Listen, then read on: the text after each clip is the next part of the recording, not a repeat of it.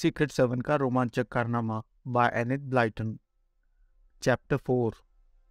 क्या ये रोमांचक अभियान है?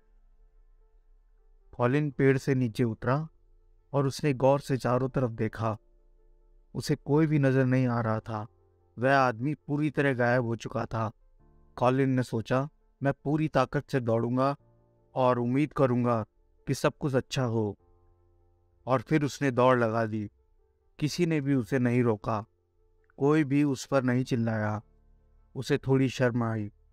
जब मैदान में पहुंचकर उसने देखा कि वहां खड़ी गायें उसे हैरानी से घूर रही थी। वह पीटर और जेनेट के घर तक गया। उसने सोचा, शायद सीक्रेट 7 के सदस्य अब भी शेड में ही हो सकता है वह अपनी रेड इंडियन पोशाकें उतार रहे हो। वह भागकर शेड वाले रास्ते तक गया। दरवाजा हमेशा की तरह बंद था। दरवाजे पर SS लिखा था। शेड के अंदर से आवाजें आ रही थी। कॉलिन ने दरवाजा खटखटाया और चिल्लाकर बोला, मुझे अंदर आने दो, मैं भी लौट आया हूँ। अचानक खामोशी छा गई, लेकिन दरवाजा नहीं खुला।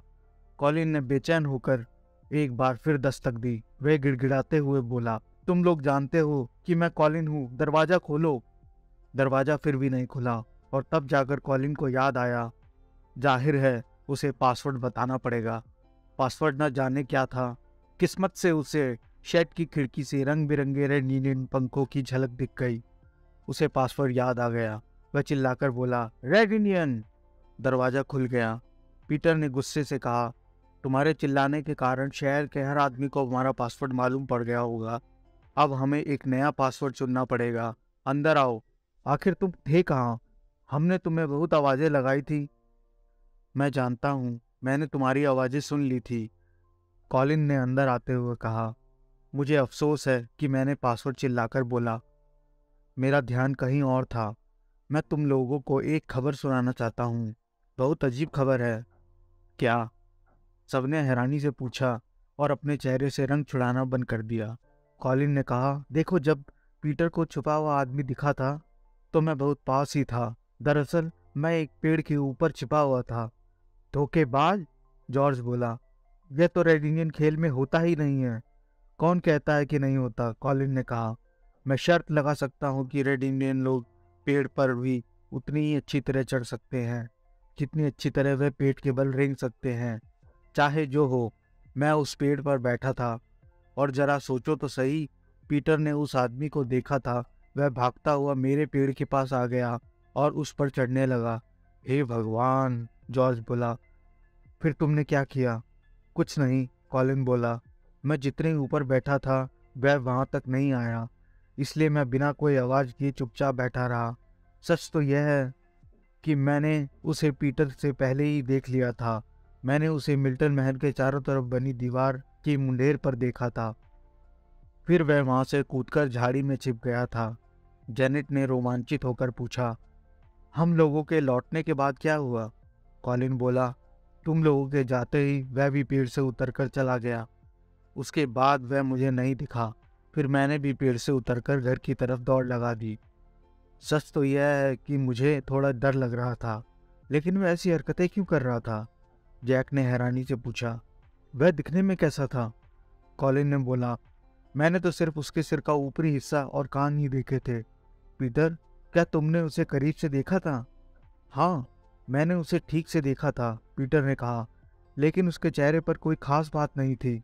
उसका चेहरा सामान्य था। उसकी दाढ़ी मूछ नहीं थी। उसके बाल काले थे। इसके अलावा मुझे उसके चेहरे में कोई और खास बात नजर नहीं आई।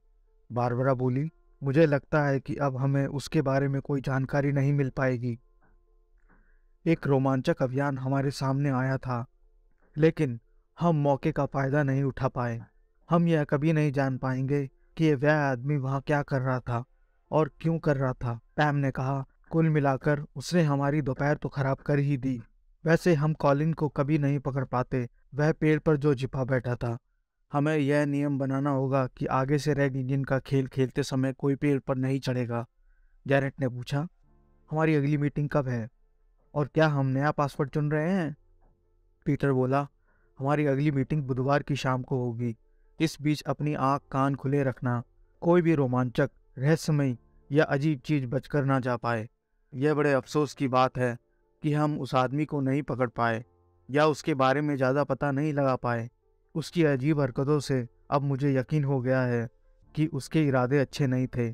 और पासवर्ड? जेनेट ने एक बार फिर पूछा। देखो, अब हम अपना नया पासवर्ड एडवेंचर रखते हैं, पीटर ने कहा, क्योंकि यह हमारे हाथ से बचकर निकला है। फिर सभी बच्चे अपने अपने घर चले गए। कॉलिन के अलावा किसी और बच्चे ने छोटे झुरमुट में छिपे आदमी के बारे में ज़्यादा नहीं सोचा। लेकिन उस शाम को रेडियो पर ऐसी खबर आई जिसने सीक्रेट सेवन के सदस्य को उसके बारे में सोचने पर दोबारा मजबूर कर दिया। रेडियो पर समाचार वाचक ने कहा, आज दोपहर को मिल्टन महल में लेडी लूसी थॉमस का मोतियों का शानदार और अनूठा हार उनके बेडरूम से चोरी हो गया है। किसी ने भी चोर को नहीं देखा या उसकी आहट नहीं सुनी। वह बचकर निकल गया। पीटर और जेनेट चौंक कर खड़े हो गए। पीटर चिल्लाकर बोला, जेनेट, हमें यही चोर दिखा था। जरा सोचो तो सही, जेनेट, कल ही सीक्रेट सेवन की मीटिंग बुलाओ और यह एक रोमांचक अभियान है।